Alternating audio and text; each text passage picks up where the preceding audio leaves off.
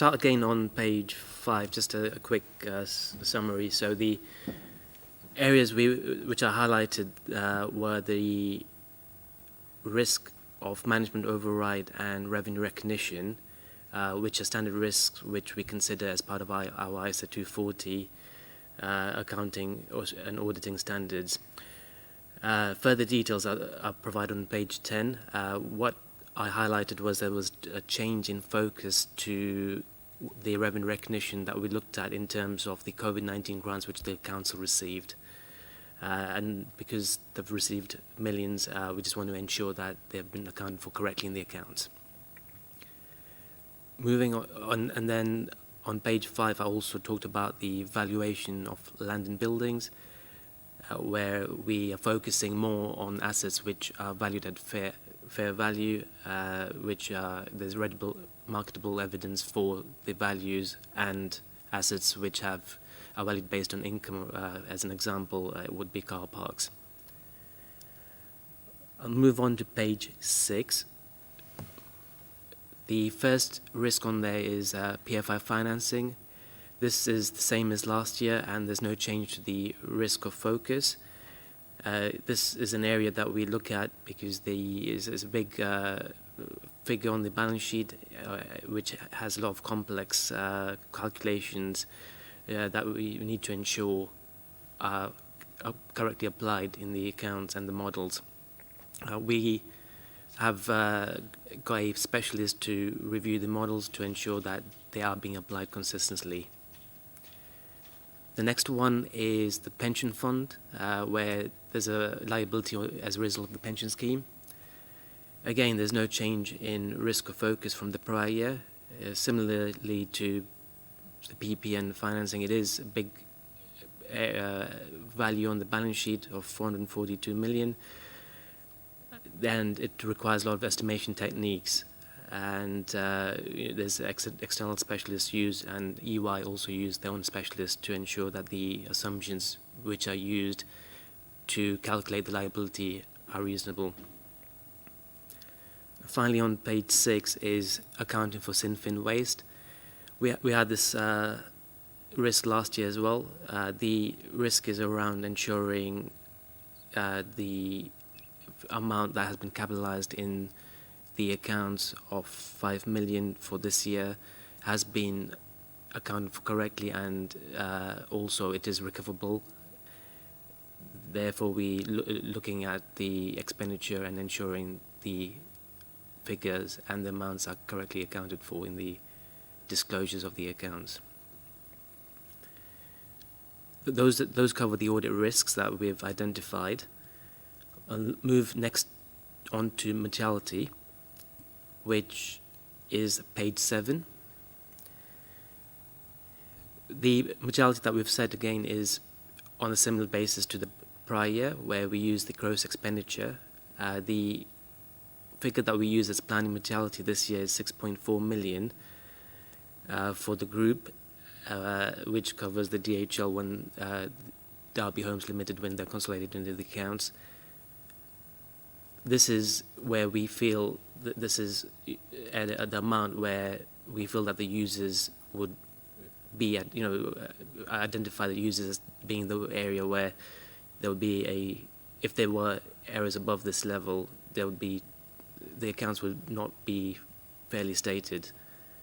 Then we have the performance materiality. We've changed this from prior year from 50% to 75%. And the figure we're using this year is 4.8 million. Performance mortality is effectively what we use to carry out our audit procedures to identify significant areas of risk and potential errors. We've increased it from 50 to 75 due to there's various risk assessments we carry out. And one of the major criteria is the level of errors identified within the accounts, which have significantly reduced over the years. Therefore, we've felt that going up to 75% would be reasonable.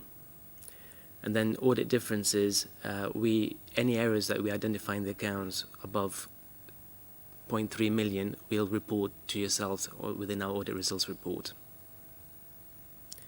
There's further details on page 22 detailing exactly how we've calculated and more explanation of the different areas that I've just highlighted. I'll move on to this next section. So section 2 we've covered as part of our audit risks summary that I've just carried out. So I'll move on to section 3, which is to do with the VFM or value for money risk that we've reviewed and highlighted. So the key bits to highlight this year is there's a change in the way we consider and report to the audit committee. So in previous years we were requested or asked to provide a conclusion on the different criteria as part of the value for money work. Broadly, the criteria remain the same, but the main change is we are required to look at the processes and arrangements in more detail and document these, and therefore that requires further work. And in terms of reporting, rather than providing a conclusion, what we do is provide a auditor's annual report, which is similar to the audit letter that we presented in the previous audit committee, which provide a commentary summarising the arrangements that the council already has, and if there's any weaknesses highlighted from there, would identify a significant risk and would do further work over it. But at this stage, we've not identified any specific risk from the work we've carried out over the arrangements, but that work is still in progress. What we have done is highlighted the risks that we identified in previous years, and we've summarized those on page 19 and 20. So if I take you to page 19, this is the risk that we identified around the inspection that was carried out by Ofsted, which highlighted the concerns around the arrangements that were had around the special needs. And following that, the council has done work. What we are now doing is doing some follow-up work to ensure that the arrangements that have been put in place have been fully implemented for 2021. Page 20, we highlighted areas where we'll look at around financial sustainability and improving economic and efficiency, which covered the medium-term financial statement and capital projects. So what we've done there is just summarized the approach we're going to take, where we're going to understand the arrangements to ensure financial sustainability, and for capital projects we'll look at this significant capital program that's undergoing, which includes motorways and A52, and just ensure that the council are following the appropriate governance and efficiency, and reporting over that. Section 4 is audit materiality. I don't intend to go over that again. Section 5 just summarizes our scope of our audit, which in main is, we audit the accounts to provide an audit opinion. We look at the arrangements of a VFM, and we also are required to do some work over the whole of government accounts. Section 6 is confirming the audit team, which remain the same as last year, where Helen and myself are the audit partner and senior manager. And section 7 just summarizes the timeline that we're working to and when we intend to report next to the audit committee with our results, which will be September. Section 8 just summarizes and confirms there's no independence issues identified and we can continue with the audit. And if there were, we would summarize here as to what actions we've taken, but there aren't any to highlight. And then section 9 is appendices, and the main one is looking at the fees, which were discussed previously at the audit committee. There's two sections, which is over the rebasing of the fee and potential areas we've highlighted where there could be additional fees for 2021. I'll pause there if there's any questions. If not, that's the end of my presentation. Thank you, Vishal. I know some questions have been asked already, but do any other members of the committee have questions? Philip. Just on the page 13, we're talking about the pension fund and the issues around the pension fund, liaison with the county auditors and the people who audit the county fund. That was one of the items that delayed closure last time. Is there any way, have you done anything about trying to minimise that delay? Have you had discussions with them? If so, what's happening? And obviously, there are changes. That's item one. And the other thing is, quite clearly, there are going to be changes in the audit team working on the audit. Will that delay significantly the closure of the audit with having to re-review all the partner issues, for instance, which is one of the problems that happened last year? I wonder if that might be an issue this year with you. I understand you're leaving at some stage and thing. Okay, thank you. Thank you, Chair. So the answer to the first question is, as you'd expect, we have been in correspondence with the auditors of the Derbyshire Pension Fund. We've written to them with our request for information, as is normal practice, and they've replied, and we've followed up with a more direct exchange. You may or may not be aware that the county are operating under a different and more lengthy time frame for their preparation of accounts than the City Council. So, for example, the Derbyshire County Council accounts are not available as yet. The auditor of the pension fund has told us they'll be able to give us a provisional response by the end of August, but it's likely that their full testing won't have been completed at that point in time. So at the moment, we don't have a definite date for when we will have full assurances from the pension fund. So we are ploughing full steam ahead as best we can, in that environment. So we will respond to that provisional information when it comes at the end of August. And if there's things we need to wait for, then we'll have to communicate with Simon and the team and, deal with that as and when the time comes. In terms of my departure, yes, I think we talked about that last time. I am leaving EY. We do have a plan in place for that eventuality, so that, if the pension fund is still remaining as an outstanding issue when I leave, then there is an individual who's going to be introduced to Simon in our scheduled meeting. I think it's next week now. I forget my diary, to be honest, but shortly. And that person is in the background shadowing what I'm doing now. So the difference this year compared to last year is that Steve was ill and there was no forewarning of that, so I had not had the opportunity to shadow, and so all of that review needed to take place very quickly and without any pre-planning, if you like. The difference this year is we are able to pre-plan and are doing so. So basically you're pre-planning the handover effectively, so Correct. There shouldn't be a delay and there shouldn't be a need to revisit that as item for the things. Yeah, yes. Thank you. Thank you. Any other questions? No. Vishal, you seem to have got off quite lightly today. The next item is Internal Audit Progress Report, which I assume is Richard. It is, Chair. Thank you very much. Yeah, I won't dwell too long on this. We picked up items of this in the committee training last week, but what I will say is I'm pleased with the way the plan's progressing at the moment. A lot happier with doing a rolling quarterly plan. It means we pick up the risk better. We can address the issues that are coming up at the council in a more timely fashion as well. We've achieved at the end of June about 20% of the plan that we wanted to achieve. So that's good. I know we've had issues around the target we set for the year at the last committee, but I mean we set a target of about 15.9% to achieve by the end of Q1, and we're at 20%. So we're ahead of target on that one. In respect of the progress on the plan, you can see that in the table there, and I'm happy with the way things are going.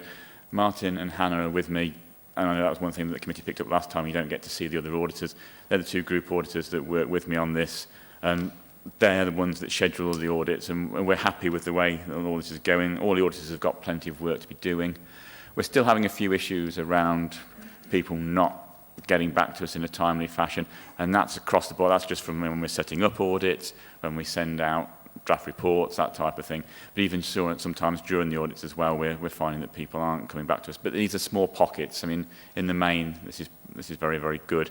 We're trying to promote internal audit. Anyway, we did a session with strategic housing to promote internal audit there, and I think the understanding of audit is a lot greater now with the managers in that team than it was beforehand, which is good.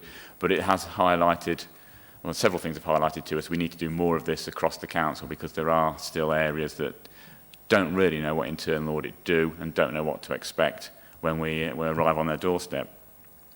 The one thing I would say that members need to look at on the progress on the actual audits is around those that are brought forward audits, particularly those that you would expect at this stage now. Most of the audits would be at field work complete, draft report or final report. Any that aren't and are below 50%, for example, are ones where a committee might wish to inquire of the people that we're dealing with on that as to why we're not getting this moving as quickly. There's certain areas in there, and I will highlight the business continuity one, where we are having a lot of difficulty getting feedback from the officers concerned.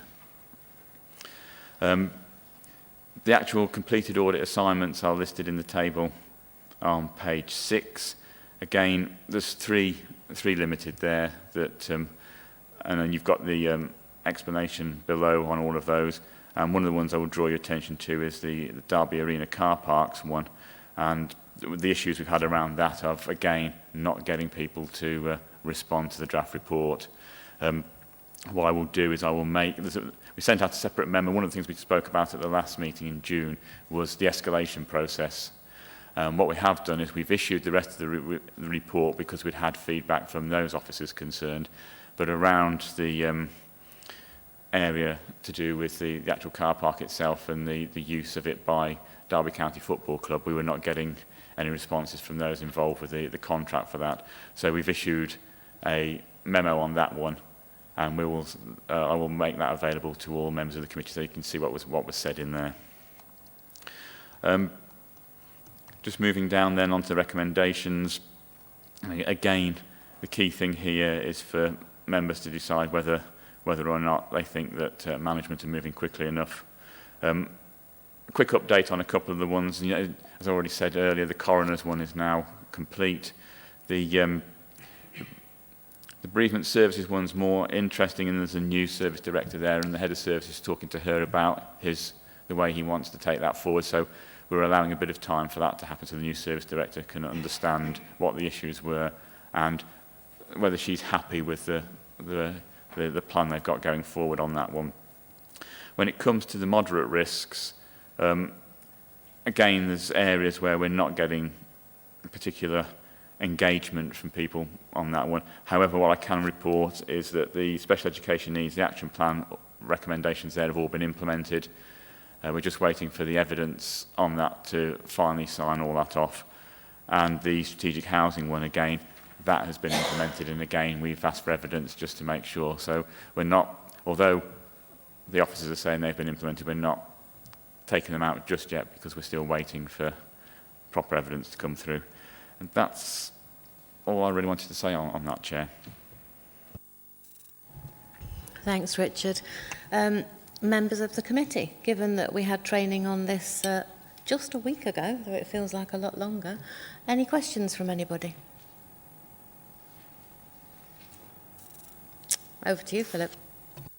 Just on I wasn't sure of the status of the document was sent out with some questions and answers and things. There were, I don't know who put those in, but there were a number of questions, a number of answers to questions which weren't entirely satisfactory in my point of view, relating to the bus station bereavement and the public utilities management, was it? And special education, page 4, 5 and 6 basically. where nothing seems to have happened and nothing seems to be happening, despite what appear to be numerous follow-ups, and nothing's basically happened. I wonder if we ought to be escalating this in any way to ensure that something does happen, and actually put a bit of steel behind Richard to jolly a few people up a bit, to put it politely. Yeah, absolutely. I think some of those are things that Richard's just alluded to, giving a little bit of extra time to people to come back to us. Richard, is there anything that you feel you need the support of the committee to call people in sooner rather than later? There are certain areas where we're falling down with certain officers, particularly around estates and asset management. I mean, we've called relevant officers in the past from there, but that seems to be one area where we have a sticking point. Simon is working with us on this one as well. We've got the service director involved, but it seems to stick when it gets down to the heads of service level, and we're not getting any response from them, even though both Simon and the service director are pushing them.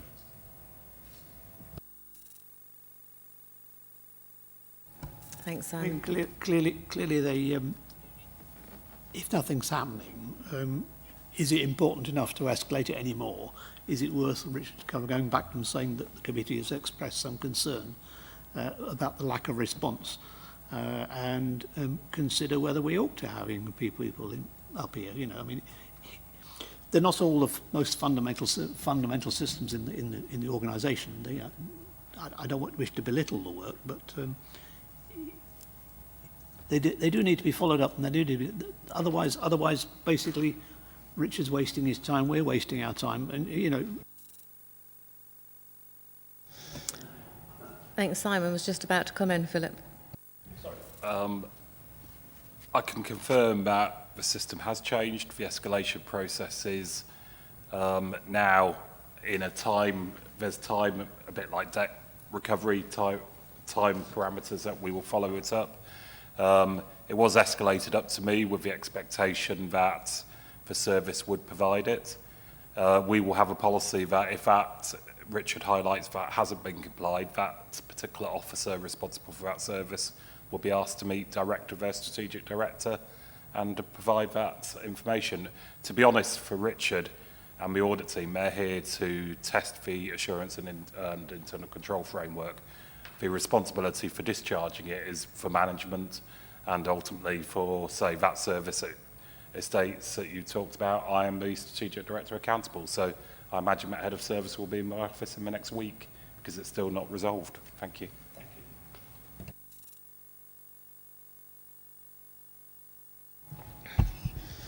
Any other questions from the committee? It's not usually this quiet. Richard, I know we talked at the pre-meet last week. On page 13, there is the Leisure and Business Development 2021-22 investigation work, and there was discussion about a sort of a living training update for members. Can you just let committee know what that was, please? I can, Chair. One of the things we need to do is to brief you on the lessons learned from this and the key control issues and weaknesses and risks that were in there. There are other elements of this still ongoing, so we need to be careful about what we cover and what we can't cover in this. I'm hoping that by the time we come to this briefing session anyway in late September, that any other investigations that are going on in this area will have moved on significantly. However, there's a meeting later this week, a strategic planning meeting on it, which Hannah's attending on my behalf as I'm on leave, but she'll feed back to me on that one. But there are issues coming out that you as a committee need to know about. We need to be careful that we're not going to tread onto any other investigations, but there are specific issues that are just for this particular area that shouldn't impact on any other investigations going on. However, we need to be careful about that, but we will brief the committee on that at some stage, so hopefully by the end of September, because there's some important issues coming out of this. Thanks, Richard. So, committee members, There will be a briefing session then in September on this item. It will be really, really important for you to attend. It will be lessons learnt on that item, but they will also be really useful for items going forward. It is a bit of a case study, really, for the organisation. So it will matter to committee, because these will be circumstances with which members of the committee will be familiar with and will need to be aware of. So if, when that briefing date comes forward, you can put it in your diaries. Again, we'll do it as a hybrid meeting. That seemed to work really well for the training last week. So members who want to come in can, and members who want to dial in can do so as well. I don't think that one will be recorded, though. So it will be attend or miss out. We won't be able to record it because we won't be able to share the information that's discussed in that briefing session. But it will be a really good opportunity to ask questions, whilst understanding that some questions won't be able to be answered because there may still be ongoing investigations. So it should be a really interesting briefing for committee members to attend. If there are no other questions on that, I don't think there are. Item 9 is the counter fraud annual report. Richard. Yeah, I'm going to pick this one up, Chair, if you don't mind. Yeah, this, again, as with my annual report and opinion report, this really is another report that picks up on all the progress reports we brought through to you on counter fraud over the year. There's one or two new elements to it, which I'll draw out now, but the most of the information in here is stuff that will have been reported through to you over the quarters. NFI is more updated than we've reported through to you before, so you can see the 2021 exercise there and where we're at on that. The Cabinet Office are quite hot on following up on matches and things like that, so if they feel an authority is not moving at the speed that the Cabinet Office would like them to, you get a shot across the bows for an email saying there's matches in there that you haven't dealt with yet and all that type of stuff. So you know, they have a watching brief on what every authority is doing on NFI. Tracy has done another update on the counter-fraud team, which is pretty similar to what she sends through to you on a regular basis anyway. And there's the table in there, in table 2, on the savings, etc., that they've made. The new area is on the COVID grants and the fraud risk around that. And what we've done there is just outline what both the roles of Tracy's counter-fraud team and internal audit have done in this, so you can see, you know, that it's not something where we've just let things run. We've been very, very proactive from the start. One of the things that we agreed with John Massey as the head of service and with Simon as Section 151 officer was that, you know, we would do a lot of checks before money was sent out as part of the grant scheme. And so both the counter-fraud team and my IT auditor were involved in doing a lot of work around this and making sure that, you know, if we spotted anything that didn't look right, you know, we delved into it before we sent out the money, whereas a lot of authorities paid out the grants and then found, you know, that perhaps they shouldn't have done. So we will have some areas where, you know, there's been oversight and it's gone out, and there's been a lot of cases of fraud nationally on these where people, but the National Anti-Fraud Network have picked up a lot of that, and they've sent a lot of stuff through to us, to all authorities that are members of NAFN, as it is called, and we've been able to use that information to do data matching and that type of stuff across all of the grant schemes. But we have, and we've worked closely, myself and Tracy and a team on this, and we are quite happy that we've kept the fraud risk to the minimum we would expect. There's always, with fraud and corruption, that type of thing, there's always going to be areas where you can't 100% mitigate it, but we've done the best we possibly can. We've used every tool that's been available to us. We've used Spotlight, we've used the NFI. They've had mixed results, but a lot of it is local knowledge as well, and we've been able to use that. And the data matching through IT Audit has been really, really useful because it's highlighted incomplete data where bank account numbers haven't been, aren't complete, should we say, bank account numbers that are the same between different firms and all that type of stuff. So we've been able to, get in quite early and prevent fraud and error as we see it. They're the key areas there. Whistleblowing again, there's 5 cases of whistleblowing. Not major, nothing that was coming out and I would say was in the public interest or that type of thing. We're getting a lot of whistleblowing coming through from grievances now, which is something that I'm talking to HR about, and we need to try and look at both the way the whistleblowing policy works and the grievance policy works to try and stop that. But people are using, when they're not getting what they want from grievances, to blow the whistle, and it's not, in a lot of cases, again, it's not in the public interest, and it's mainly a personal interest. So that's something we need to have a look at, because it does take up a lot of officer time then to investigate these things. And then, and the rest of the report, money laundering, bribery, and RIPA, nothing really to report on those. Thank you, Chair. Thanks, Richard. I think I'm right. Derby City Council were commended in the way they'd implemented the COVID grants, because whilst there was the delay in getting things moving out, it did show that sort of fraud checking was happening beforehand. And I think this was an area where we received a commendation from government on sort of not rushing out, as you've said, Richard, that other authorities did, rushed out and gave out all the money and then put the checks in place. So it is reassuring to hear that. Anybody have any other questions for Richard on counter fraud? Fareed.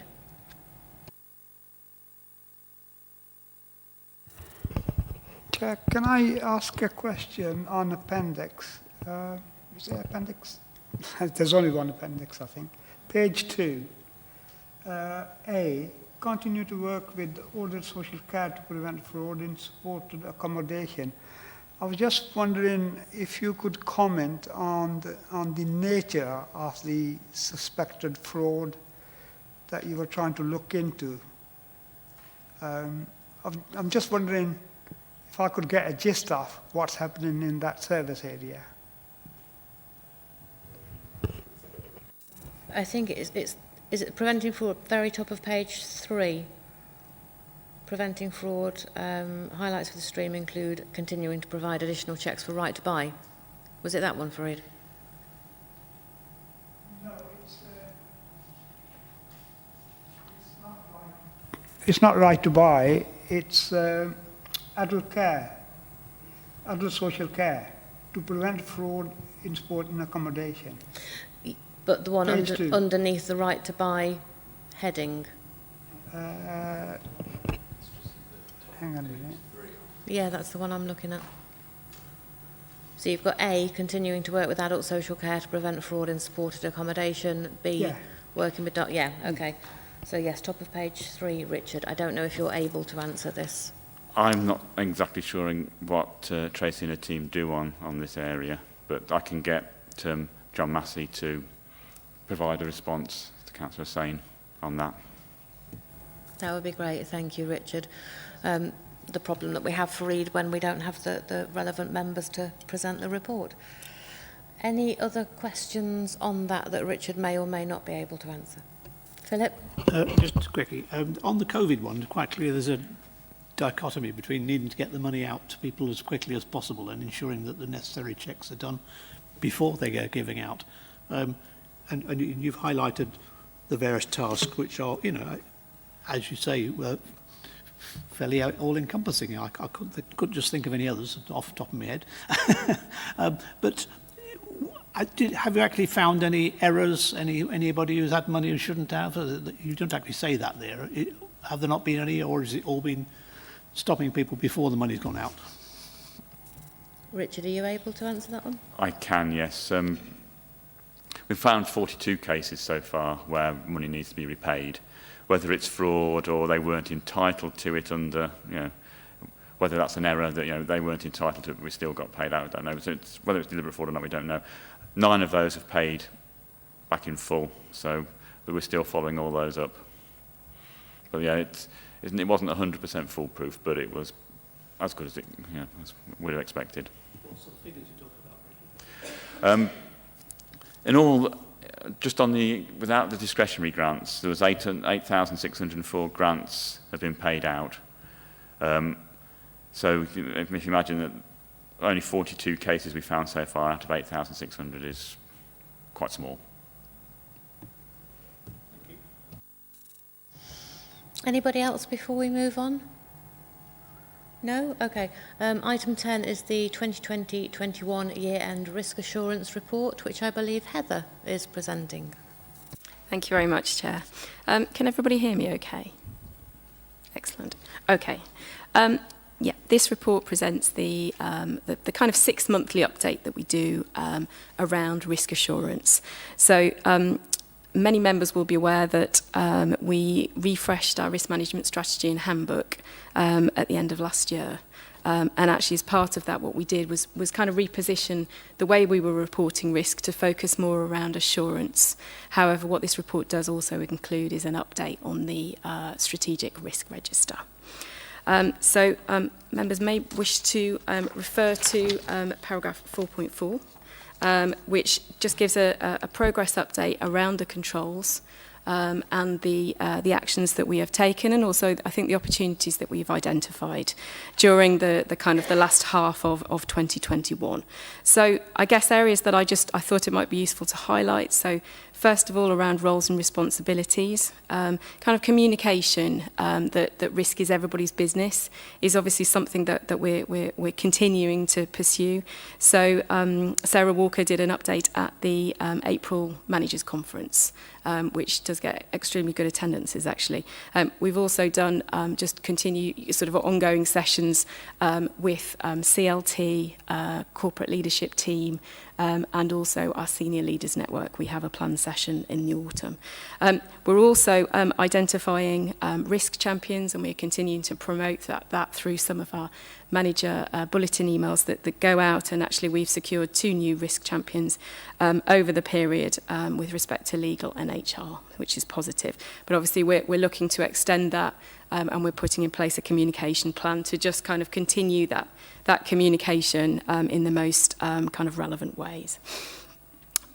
Another area where I think we've made quite a bit of progress is around risk registers, and that actually hits a number of the themes that we have in our strategy and handbook. So that's risk identification, risk analysis, risk treatment.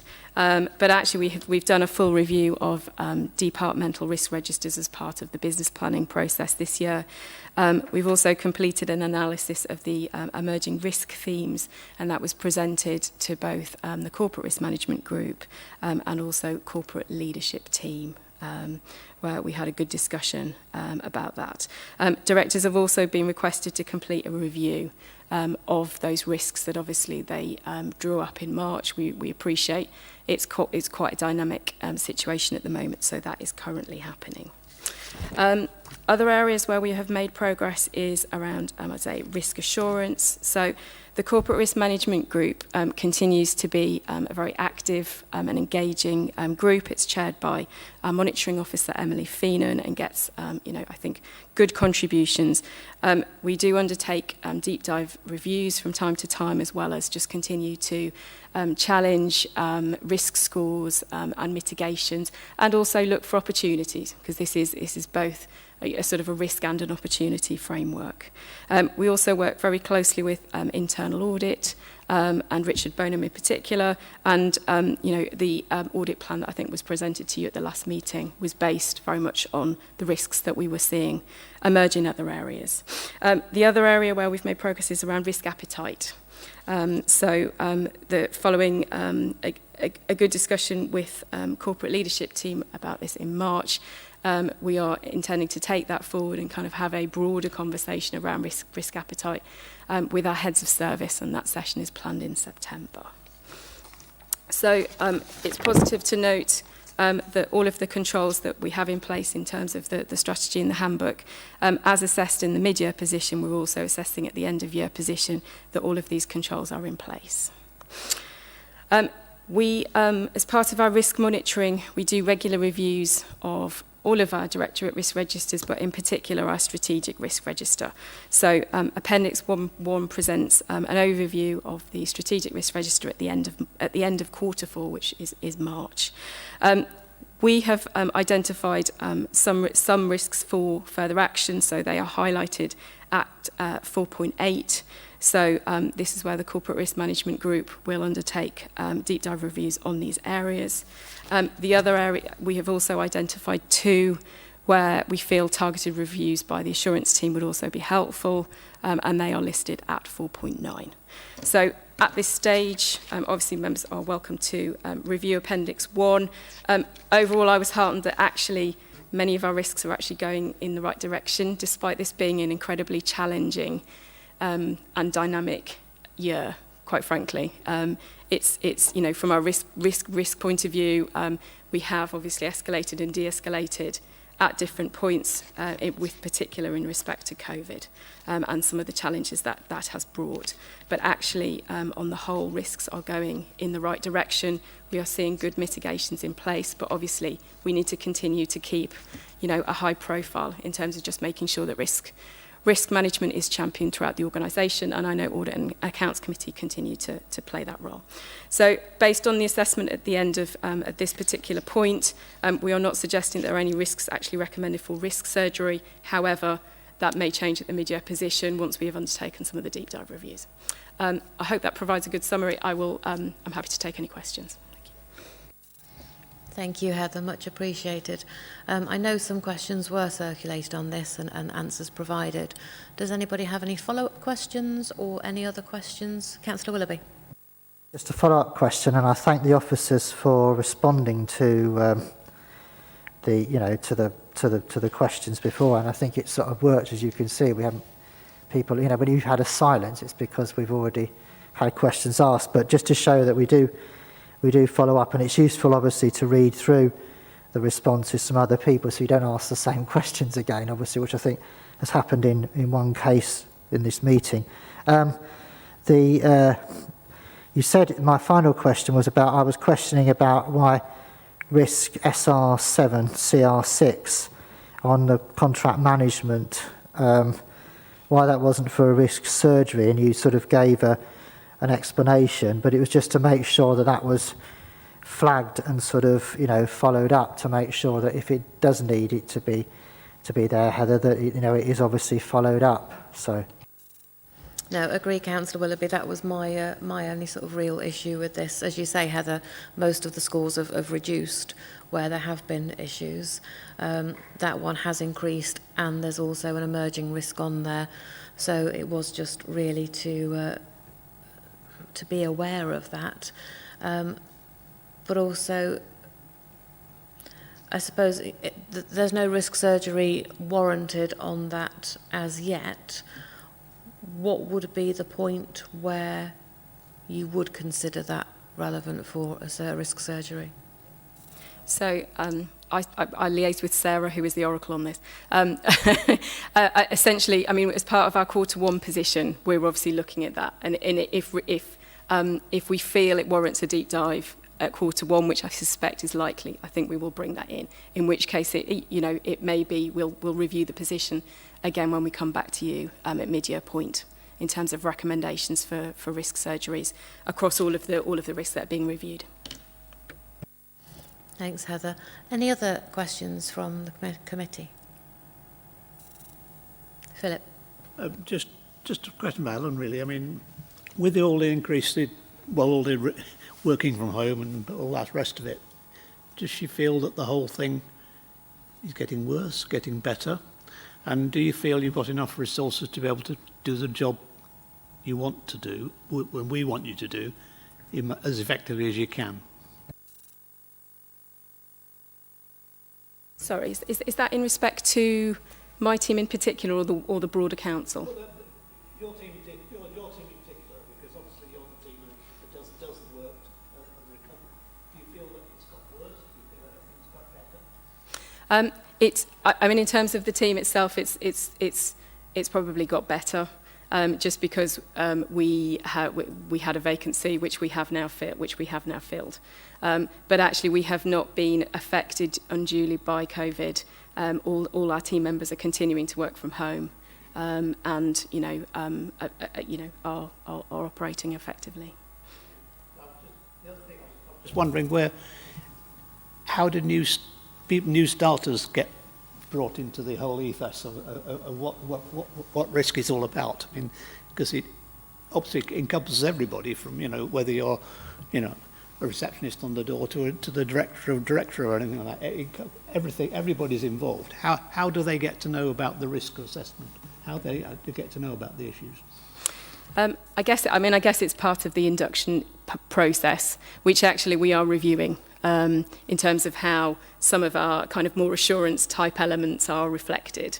But particularly for, I guess in the sort of new world that we're operating, because actually it's very difficult to physically talk to people. We are quite dependent on some of the e-learning, which actually is pretty good. The sort of, updates in terms of policies and procedures that actually people are asked to complete when they first join the organisation. But certainly in terms of some of the assurance things, we are looking at that in terms of how, members of staff are inducted into the organisation. That's a good point. Councillor Hussain. Chair, I was wondering, it's not directly related to the report before us, but obviously, while coronavirus has been playing havoc in our communities and within our workforce, I suspect some of the non-urgent work will have been stacking up in most departments. And at some stage, it will need to be tackled because it's not something that can be left aside forever. But I've got no idea as a councillor in terms of having some insight into what's happening in different sections of our council. I was wondering whether there is a way we could get a bit of an overview either from Chief Exec or some senior officer who could give us a bit of a glimpse in terms of the type of work which has been stacking up in, say, childcare, adult care, people with disabilities, and various other departments which are quite central to what we do. Just to get some idea of what we might be faced with in the coming months and years in terms of our ability to tackle the backlog and get the service back onto the road as it should be in normal times. It's a really interesting question, Councillor Hussain. Thank you. Simon looks poised to answer. Thank you, Councillor Hussain.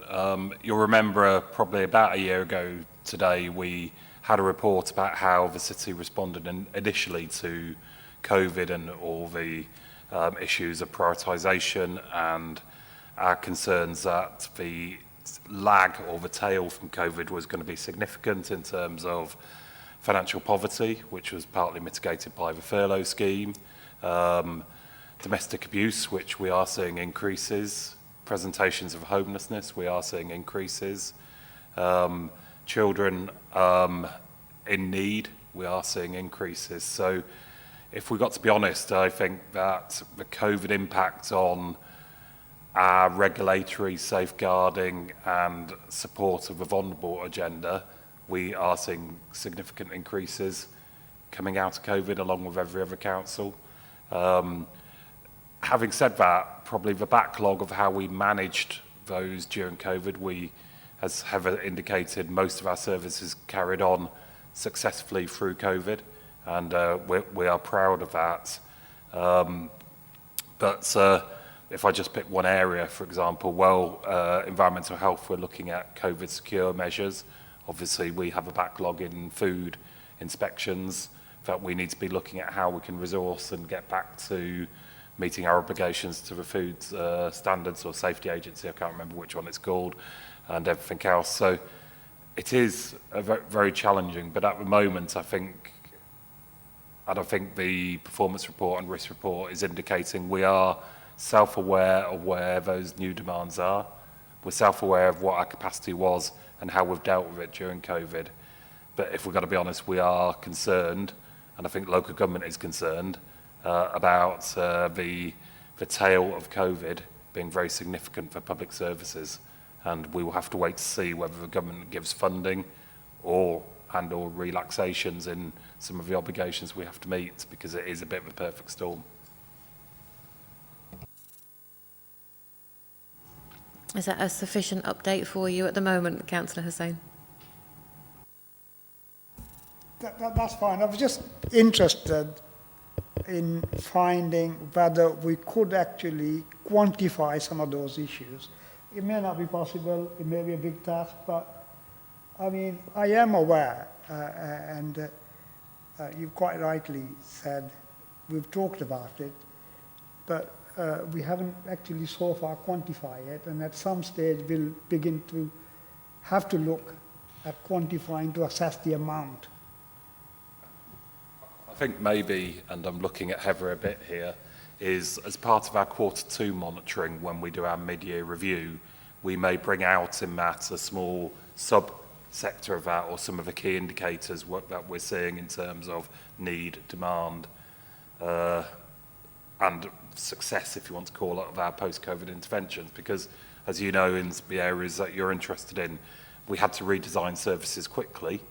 A lot of those services actually were quite positive changes, where we actually worked in different ways with providers and everything else. So it's got to balance, well, there's an increase in demand, but in many areas, I think our service engagement with the community, with providers, has got better as we've had to work on new ways of providing it.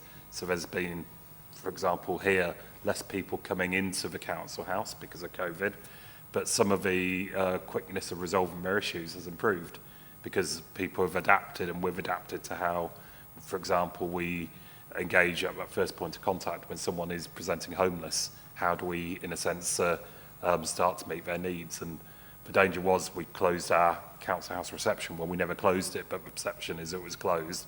And that could have led to a whole lot of people being stuck in the system, not knowing where to go. But homelessness was actually one of our success areas over the past year in how we responded. But yes, if looking at Heather, and I think Heather's nodding, we could put a context in the Q2 report. Thank you. Thanks all. I think that will be really useful for us to see and potentially assess. Were there any other questions on that item? No? Item 11 is the annual report and review of performance 2020-2021. Heather, that's you again. Thank you. It is me again. I will be brief with this. Every year we produce a short annual report.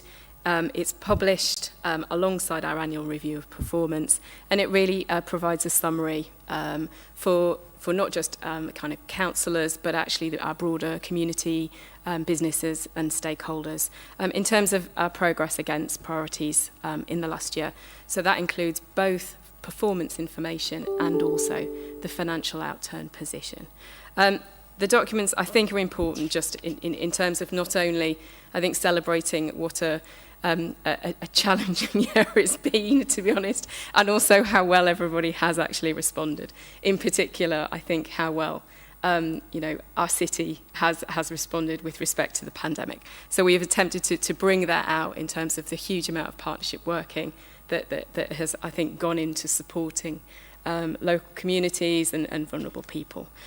So we have attached both the kind of summary document, which is currently just being designed and will be published shortly, and also the annual performance results appendix, which is in Appendix 2. So both of these were considered and approved by Council Cabinet on the 14th of July. But obviously, I'm happy to take any questions on this. Again, I know there were some questions asked, I think, on the annual performance results. My only comment is just sort of how nice the annual report is. I'm not professing a personal like on that, because I don't particularly like the look of it. I like how it's presented. I think it will be well read. And Simon, you have no fear that the annual governance statement need look anything like this. but it is nice to show both sort of pictorially and in text sort of some of the things that have happened over the last year. So I do sort of give thanks to whoever was involved in this, and it's also lovely to see our Alex quoted in this. Any questions from anybody else? Councillor Willoughby. Yeah, just to follow up, Chair, thank you, to some of my other questions. Right at the bottom, I asked a number of cases why you hadn't got any targets, or some of the Q4 was blank, and you've obviously responded that you haven't set any targets for those, and other ones are complete. So just on a sort of management, it would be useful to say where stuff is complete, unless I've missed it, for those why some stuff is blank, just to say, well, that's obviously complete. Councillor Willoughby, can I interject 1 second? Sinead, is that desk workstation supposed to be in use? It looks like there's a red... Sorry, I want to make sure that everybody is safe. Thank you. Sorry, Councillor Willoughby. That's all right. No, fine, Chair. Yeah, good. So that's the first one there, is around just to sort of put in, to show whether stuff's complete or not, because it would help us reading it. But the other one was where you hadn't set a target, and you said that you explain that to the exec scrutiny. So what's the plan going forward in future years for those? Are you going to sort of set targets in future years, or is there no need to report it, or does stuff have to be sort of if you like, reconfigured because of changes due to COVID and stuff? No, I think that's a good question, Councillor Willoughby. Thank you for that. In terms of targets, last year was a unique year. We took the decision. It didn't feel appropriate to set targets in light of, I think, just what was going on. However, for this year, that is something that we're currently discussing with our corporate leadership team, because I think it is important to set clear targets for our milestones, which I think are already reflected in the recovery plan, but also I think for our performance measures, if they're priorities, we should be setting targets for them. So that is absolutely in motion, and so in any future edition of this, I think it will be clearer in terms of what has been achieved. Any other questions from any of the committee? No? Then thank you, Heather, and we move on to item 12, which is the exclusion of press and public. To consider a resolution to exclude the press and public during consideration of the following items: that under section 100A of the Local Government Act 1972, the press and public be excluded from the meeting during discussion of the following items on the grounds that they involve the likely disclosure of exempt information as defined in paragraph 3 of part 1 of schedule 12A of the Act, and that the public interest in maintaining the exemption outweighs the public interest